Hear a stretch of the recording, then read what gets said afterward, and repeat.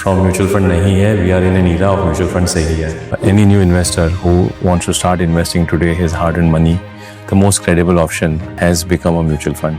The four large asset classes that Indians have always liked are typically. Currently, the mutual fund industry is managing around 80 lakh crore worth of asset. There is a very strong SIP flows as well. And most money in the last 5 years has come through SIPs. So if you read any academic literature, it says that the best way of discipline manifestation is. So we recently did a campaign called No More being below average or on average, no more chasing hot funds. A document like Netra published every month gives you early signals of where in the market do we see risk and where in the market do we see opportunity. Where do we as a country still struggle the most? Is it the fear, greed or impatience? Those who don't behave well are the ones who contribute to the returns of those who behave well. तो किसी को अगर अच्छा return बनाना है तो किसी को खराब बनाना पड़ेगा, otherwise it's a zero sum game. The more you chase speed, the more likely you will meet with accidents. And when you diversify through multi-asset, the path of fluctuation tones down. But if you want 12 to 14% return, you have to choose equity. History has shown impatience is the enemy of long-term compounding. I think in the last 15-20 years now, 95% of all my money incrementally goes into. Most investors don't lose money because of markets. They lose it because of their own behavior. Fear, greed, impatience. Even intelligent, well-informed people struggle to control this. So the real question isn't which fund performs best. It's how behavior holds up across market cycles. And today we are going to sit with someone who has spent nearly 3 decades inside markets studying investor behavior through cycles, so we can understand what actually separates discipline from regret.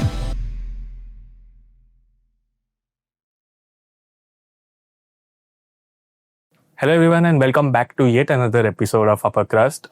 So today's episode is very special and honestly very important too, because in today's time everyone want to get rich faster, but very few actually knows how money works. So today we are joined by someone who has spent more than 28 years in the industry teaching India that real wealth has been built slowly, quietly and with the discipline. He is the CEO and MD of DSP Mutual Funds, one of the most respected voices in the world of investing, Mr. Kalpen Parekh. Sir, thank you so much for joining us. It's an absolute honor to host you. Thank you. So, sir, before we talk about money and markets, I actually want to begin with your journey. So, you have been the chemical engineer and now you are the CEO of one of the India's most reputed fund houses. So, I think the journey hasn't been the straight line, I believe. So, if you can just, tell us like how the journey has unfolded so far. I think, 28 years is exactly in a way mirroring how India has evolved as an economy and as a market. I remember in 1998, no one wanted to talk about mutual funds, and most focus was on fixed deposits and investing in bonds. Stock markets were extremely volatile. We used to have scams getting unraveled every few months or a year or two. From there till today, we've become one of the most transparent and well-governed markets in the world. And from mutual fund nahi hai, we are in an era of mutual fund sahi hai. And any new investor who wants to start investing today his hard-earned money, the most credible option has become a mutual fund. And in these 28 years, mutual fund also has evolved to offer multiple types of products. So you have products where it can fulfill your one-day need of investing. Mm-hmm. It can fulfill a 100-year need of investing. So there are various options which have happened. So I think my journey was a journey of any other, common middle-class individual who studied hard and then started working. And on day one, you really don't know what you want to do. Yeah, just do what your parents tell you. So I was told do engineering. I did engineering. I got admission in chemical engineering. I finished that. I worked for a year as an engineer and then I did my MBA. And then I got immediately exposed to the world of investing through mutual funds. And in 98, in the company in which I was working, my role was to identify few investment schemes. There were some 5 or 6 mutual fund houses at that point in time, and each fund house had barely 3-4 schemes. So the choices were not as many as they are today. The confusion was not as much then as it is today. So my job was to understand some of these portfolios and the risk and meet the fund managers and then build our portfolio. So I think I started my career to be fortunate to learn about investing through mutual funds very early in 98. got to understand how they work, how they, add value to the life of a consumer or the life of an investor. And that also helped me become a better investor right from, those early days. And I think I've been fortunate that the country has grown, profits have grown, markets have been rewarding. And today we are at a point where the industry is an industry of pride and is really fulfilling a very valuable role in the lives of almost 7 to 8 crore Indian investors. Rightly said, sir. And you very well mentioned that, you have, seen the era where mutual funds nahi the. And from that era towards the mutual funds sahi hai. So this is what makes your story more interesting. So, when you entered the finance industry, at that time, the markets were not that accessible. Currently, we have those instant apps. We have concepts like SIPs and SWPs, jahan se, a youngster or anyone can start their finance journey. But I want to understand back then, when those early industry years, how the Indians' mindsets were, what people were thinking at that point of time. If you can share something on that. So, yeah, true that access was not easy. Operationally, investing was not as seamless as today, where you just press one or two buttons and, you can immediately start your transaction. In those days, it was about filling up a form and submitting those forms, at least in the first 7-8 years of my career. I think 2004, 5, 6 onwards, the internet world had started and you could start investing digitally. But I think the mindset was about more traditional asset classes or directly investing in those asset classes, whether it was stocks or it was bonds or it was fixed deposits. Real estate, even then, was a very large asset class. So in that context, the 4 large asset classes that Indians have always liked typically used to be fixed deposit, gold, real estate and shares, and then maybe insurance. And mutual funds was a very tiny percentage. From that day till today, a big turning point is, at least what I see is young India, when it starts earning salary and starts exploring where to invest. I think to a lot, many of them, mutual funds have become the first asset class, the first product of choice. So that is the shift that I've seen. And sir, if we, talk about you, how did you personally thought about saving, investments and growing your wealth at that point of time?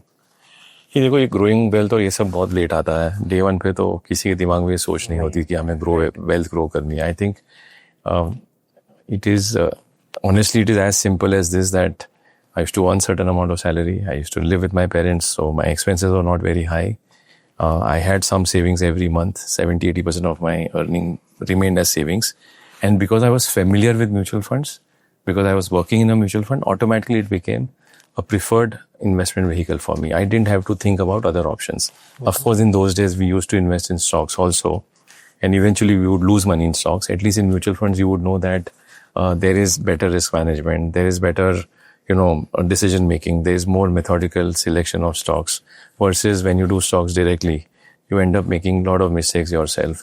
So I started with investing in stocks also and mutual funds also. And over time, you realized that mutual fund is more tax efficient, is more cost efficient, is more, risk efficient in terms of delivering outcomes. So over time, I think in the last 15-20 years now, 95% of all my money incrementally goes into mutual funds.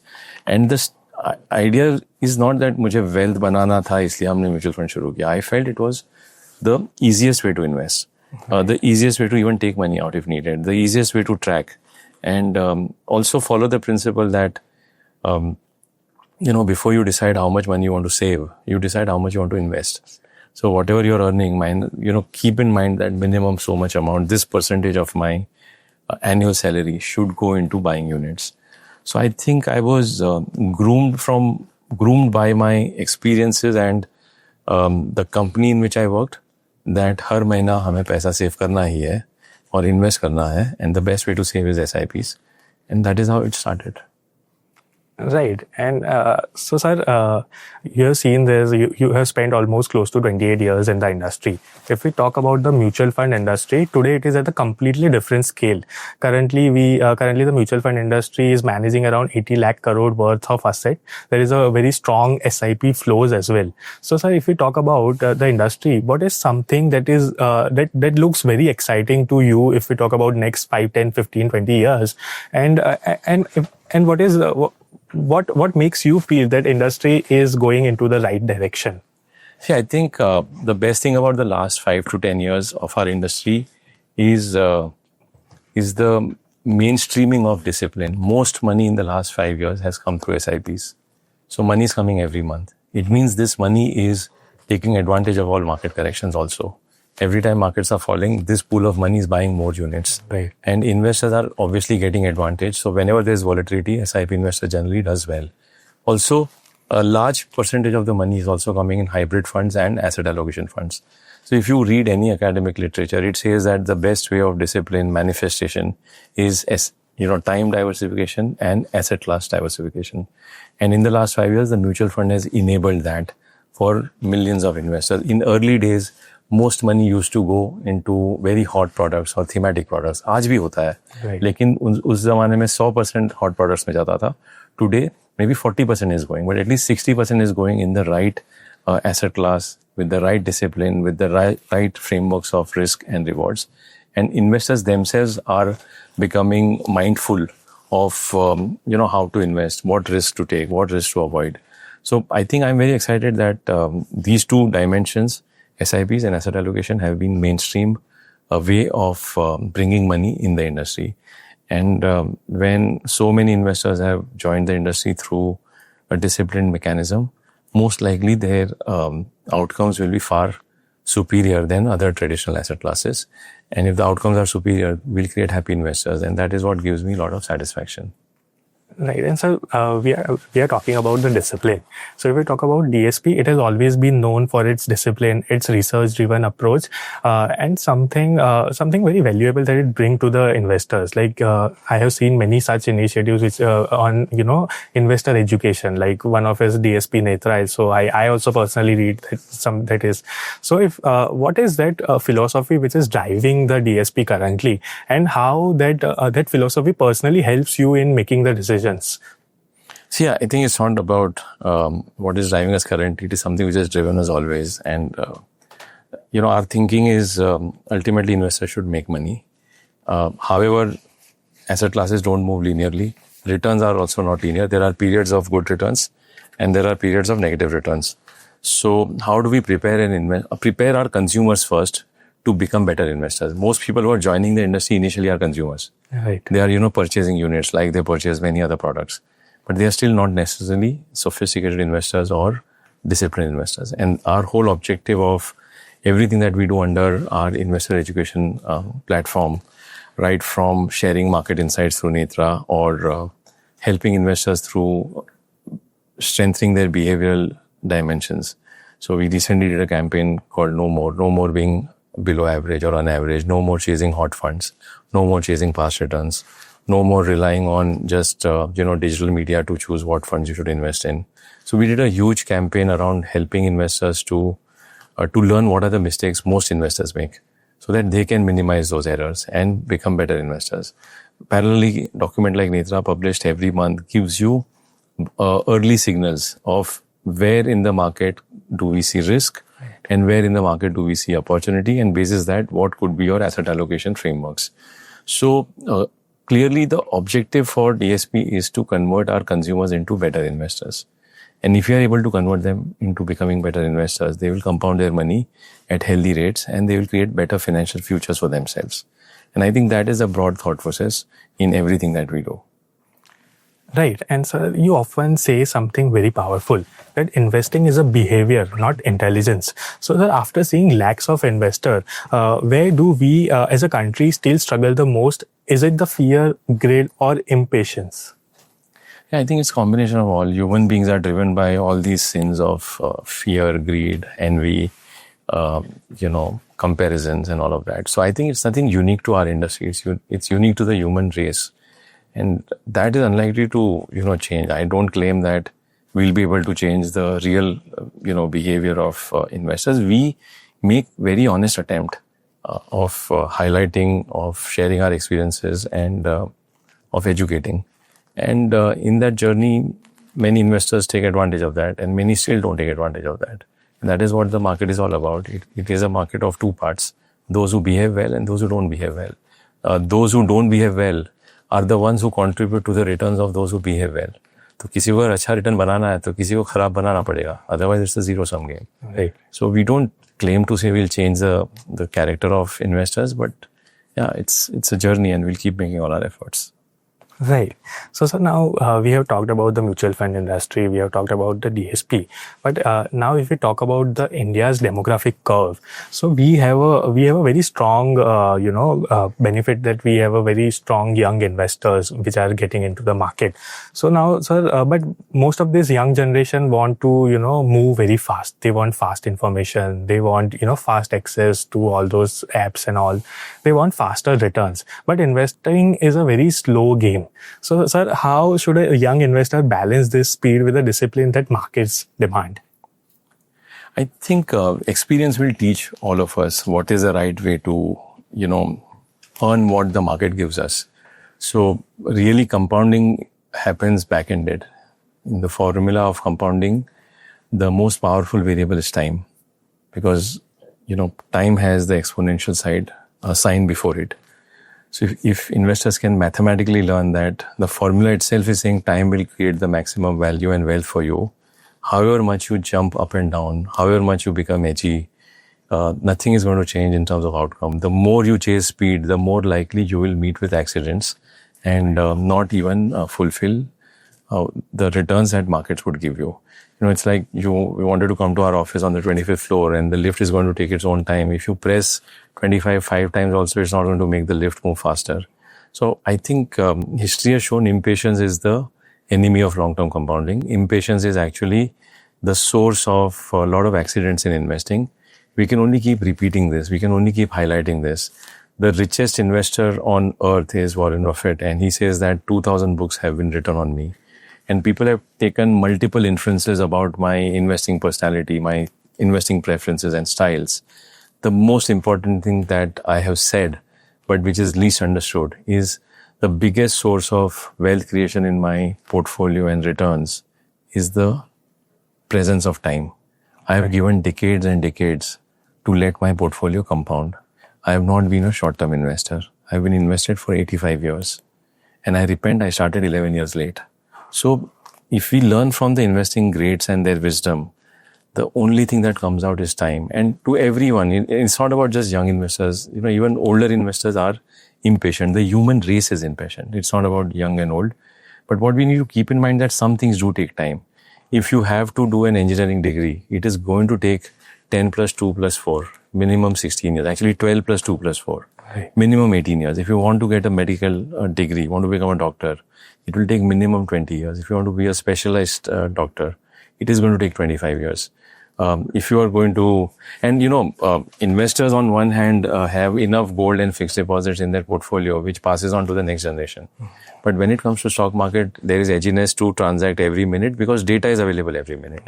What I would only tell investors is you don't have to respond to data because data is available to you every minute. You create your goals, invest around your goals. If you have 5 different goals of different time horizons, build a portfolio for each of these goals. There will be a 1-month goal and there will be a 1-decade goal. And depending on the time horizon of that goal, you can decide asset allocation. That is the only right way to invest. Anything else will need huge role of luck for you to be successful. So very interesting topic that you have shared, the asset allocation. So let's make this, concrete. So for someone in their 20s or 30s or even 40s, how should they think about dividing money between equity, debt and commodities? And sir, if I may ask you, what is your personal asset allocation and what are the philosophies that drive your personal asset allocation? See, in the long run, stocks have earned better returns than most other asset classes, especially in markets like India or US. So someone who has time on his side could just be an equity investor, should just choose a flexi-cap fund and do an SIP in that. Having said that, so while that approach generally generates the most superior outcome in terms of returns, but it doesn't give you a smooth path. Right. So a smooth path is earned if you invest in a bond or if you invest in a fixed deposit. A fixed deposit will give you a smooth 6% return. But if you want 12 to 14% return, you have to choose equity. But it will have fluctuation. There are years where equities will fall 50%. Yes. In last 25 years, 3 times markets have fallen by 40%. So the path is uncertain, but the final returns are meaningfully higher. So there are 2 types of investors. Those who say that, yes, I understand fluctuations.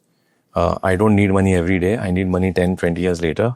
I will take advantage of these fluctuations. I will do my SIP in an equity fund. That's one approach. There's another investor who says, yes, I understand this, but my temperament, my heart is weak. It cannot take 40% falls, even if it happens once in 7-8 years. And because when that happens, I lose my sleep.